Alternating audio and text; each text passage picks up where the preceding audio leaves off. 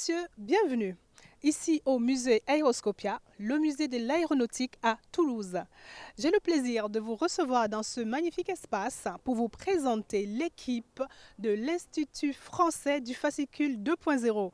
Tout un programme, car nous allons rencontrer le trésorier, le président et un des membres adhérents qui est tout simplement formateur. C'est une plateforme pour l'éducation, une plateforme où la roue du savoir tourne. Nous allons en savoir, je ne peux pas tout vous dire maintenant, nous allons découvrir leur parcours professionnel, leur parcours social, leur parcours éducatif, mais surtout, qu'est-ce que c'est le fascicule 2.0? C'est quoi le cours 2.0?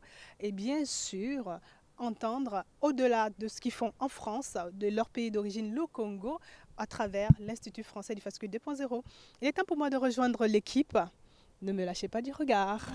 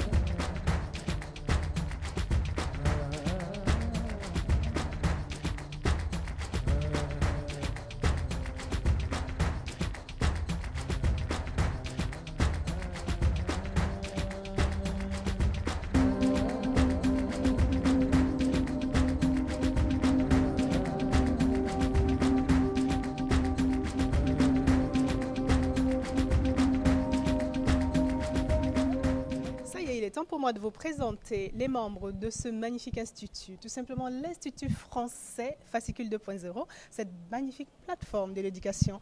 À ma droite, le président de cet institut, Christ Zamba. Bonjour. Bonjour Solémie. Comment ça va? Je vais bien et vous? Super. On est dans un cadre magnifique pour parler d'un projet magnifique. Exactement. Tout d'abord, présentez-vous à nous. Alors, Christ Zamba, j'ai 33 ans. Je suis ingénieur en aéronautique depuis 8 ans. Je travaille dans cette magnifique ville qu'est Toulouse. C'est pour ça que, en tant que président de l'association, passionné d'aéronautique, avec les autres membres de l'association, nous avons choisi ce magnifique cadre du musée Aéroscopia. Nous remercions d'ailleurs les responsables du musée de nous avoir permis de réaliser la présentation de l'Institut français du fascicule 2.0, comme vous avez su le dire, dans ce magnifique cadre. Magnifique cadre, rien n'est au hasard, parce que dans cet institut, on valorise donc l'éducation. C'est ça. Le savoir-faire. C'est ça. Autour de tout ce qui est science finalement, ou c'est quand je vois ingénieur, j'entends développeur, j'entends, voilà. Oui, ça c'est toutes les fonctions, les professions des membres de l'association. En fait, l'Institut français du fascicule 2.0, comme vous pouvez le voir à l'écran, en fait, notre logo c'est une roue qui tourne en fait. Donc on a un plan élevé sur lequel on voit de l'eau arriver et la roue tourne et puis il y a de l'eau qui descend. En fait, l'eau qui vient sur le plan élevé, c'est la connaissance qui vient des personnes qui ont une certaine expérience, qui ont eu la chance d'apprendre dans les grandes écoles, qui exercent des fonctions, des très grandes fonctions d'ingénieur, de médecin. Et en fait, la roue, ça représente l'Institut. Et le rôle de l'Institut, comme la roue, c'est de transmettre ce flux de connaissances, comme ce flux d'eau qui arrive du plan élevé vers le plan inférieur.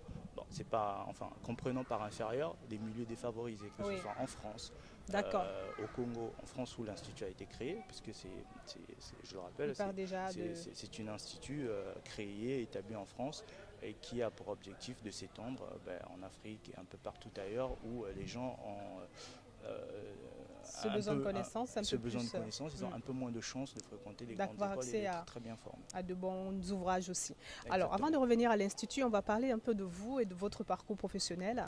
Donc, je rappelle que vous êtes ingénieur en aéronautique, mais pas que. Très passionné aussi finalement de cours, parce que vous avez mis en place un fascicule. C'est là aussi par cette histoire. Exactement, on en parlera, le fascicule tout à l'heure. Tout à l'heure, si vous voulez, je vous parle de mon parcours d'ingénieur en aéronautique. J'ai vu pas mal de choses depuis que je travaille dans l'aéronautique. Donc là, j'ai choisi ce cadre magnifique, comme on disait, pour montrer un peu la diversité de la technicité, de l'ingénierie aéronautique en France. Parce que tout ça, ce sont des avions du constructeur franco-européen Airbus. Donc moi, au début de ma carrière, les 2 premières années, en 2011 et 2013, j'ai travaillé sur 3 types d'avions. Alors ma spécialité dans le calcul de structure, dans l'ingénierie aéronautique, c'est le calcul de structure avion. Calcul de structure, ça Avion, concerne quoi? c'est ça. En fait, mon rôle, c'est de dimensionner un avion, Mhm. toutes les parties d'un avion, pour Wow. s'assurer que l'avion, pendant toute sa vie, il volera en sécurité, il transportera Ok. les passagers en sécurité. D'accord. Oui, oui, c'est pas un mythe, hein. Ah, mais c'est L'avion, génial. c'est le moyen de transport le plus sûr au monde. Oui, oui, c'est ce que. Ah oui. oui, mais Ah c'est douloureux quand ça crache, hein, quand même. J'ai envie Mais de dire. au regard du nombre de passagers transportés Oui. ou du nombre d'avions qui volent dans le monde, il y a moins d'accidents. C'est Oui. pour ça. En fait, c'est statistiquement le moyen de transport Le plus fiable. le plus sûr au monde, Mm. le plus fiable, comme vous avez D'accord. su le dire. Est-ce que vous savez comment on vole un avion? Non. Enfin, de ce que je vois, il se lève, il a des roues, mais après le reste, hein, Ouais, non. c'est un peu ça, c'est un peu ça. Mais regardez, on va s'arrêter sur ce magnifique modèle. Oui. Ça, c'est l'A340. A340, oui. Oui, donc c'est l'Airbus 340 qui a été conçu il y a à peu près une trentaine d'années. Mhm. C'est un quadri-turboréacteur, donc c'est un avion avec Quatre réacteurs. 4 réacteurs, c'est ça. C'est un avion avec 4 réacteurs, c'est un avion qui vole très bien, c'est une Mm. merveille de l'aéronautique. Alors moi sur cet avion, j'ai travaillé sur ce qu'on appelle la pointe avant. Donc la pointe avant, c'est Ok. en fait la partie de l'avion qui va être du nez de l'avion jusqu'à peu près à la porte derrière les Ok. pilotes. Oui, d'accord. J'ai travaillé Ah sur la oui. pointe avant de l'Airbus 320, 320 aussi. sur la partie du tronçon central qui est au-dessus de l'aile là. Ok. Donc l'Airbus 320, l'Airbus 340 et l'Airbus 330. 305, 330. Ok. 330 qui est juste à côté. Ok.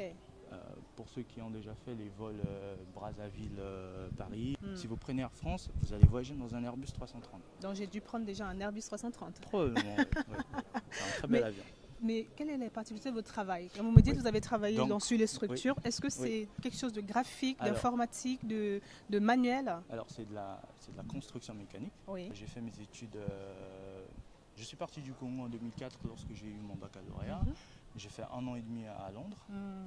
pour apprendre la langue anglaise. Bon, Oui. finalement, j'ai passé tous les prérequis pour entrer dans une université britannique. Hmm. Pour des raisons personnelles, j'ai dû me rabattre sur la France, où j'ai fait mes 2 premières années d'études avec un bac plus 2 en génie mécanique et productique Mhm. à l'université du Havre. Et ensuite, j'ai terminé à Toulouse avec une licence en aéronautique et un master en conception et calcul de structure avion. D'accord. Donc, en conception et calcul de structure avion. Depuis 8 ans, ce que je fais sur les avions, c'est ce qu'on appelle la mécanique de la rupture. Donc mon travail au quotidien en fait consiste à faire des calculs pour prévoir le vieillissement de la structure. Ça c'est l'aspect fatigue, Ok. parce qu'en fait une structure d'avion, l'avion il va voler, il va faire des vols tout au long de sa vie, et ça va avoir un impact sur la structure qui va tendance à le fatiguer. Ça va amener ce qu'on appelle des amorces de criques, de Ok. fissures. Ok. Donc on va étudier la propagation de ces fissures et la capacité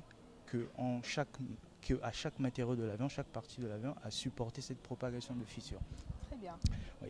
Donc ce que je faisais sur ces 3 avions, Oui. c'est que ces 3 avions, Airbus s'est rendu compte que la durée de vie initiale qu'il avait prévue pour ces avions pouvait être étendue, parce que c'est des avions qui volaient très bien. Donc on a fait des calculs pour faire de l'extension de durée de vie sur ces avions, afin qu'ils continuent à être réparables si jamais il y a des dommages dessus. Tout est question de calcul finalement. Oui, oui, Waouh. absolument, absolument. J'adore. Absolument. On va remonter un peu, je continue à parler des avions Tout à fait. et je vais vous expliquer un peu le principe de vol sur un avion. Oui. Donc là, si on s'arrête sur cet avion, Mhm. en fait, ce qu'on peut voir, c'est qu'ici, on peut tracer ce qu'on appelle un plan de symétrie Hmm. qui va faire en fait que l'avion, en fait, du côté gauche et du côté droit, c'est la même chose. Hmm. En fait, le côté gauche, c'est comme si c'était le miroir du côté droit. C'est équilibré donc. Et ça, très c'est important équilibré. quand on Ok. fait du calcul de structure, Ouais. c'est que finalement, ça va nous permettre de poser des hypothèses selon lesquelles on va faire le calcul sur la partie gauche, Hmm. en s'assurant que en fait, le comportement de la partie droite est identique. Donc, du coup, ça va simplifier le travail, Ça ça va. va diviser un peu tout par 2. Alors, pour reprendre sur le principe de vol d'un avion, à votre avis, les avions, ils volent dans le vide? Dans le vide. C'est la question que je vous pose. Ah, s'il vaut dans le Vous êtes vide. posé déjà la Oui. Ville dans le vide, mais il y a une pression avec le vent, les vents contraires, non? Il y a quelque chose comme ça? Il y a un peu de tout ça, oui, on va dire ça comme ça. En fait, les avions, ils sont portés par l'air. Ok. On va pas rentrer dans les détails techniques, des détails de Ce serait calcul. mieux, parce Je que vais je comprendrais expliquer pas le plus. plus simplement possible Ok. à qui peut comprendre. Oui. La prochaine fois que vous êtes dans une voiture, Oui. faut pas que ce soit non plus sur l'autoroute, vous mettez Mm. votre main à l'extérieur, non, avec une vitesse modérée, pas de danger. Essayez de mettre votre main à l'extérieur à plat. Oui. Vous allez voir que vous allez sentir un filet d'air passer au-dessus de votre main et en dessous. Mhm.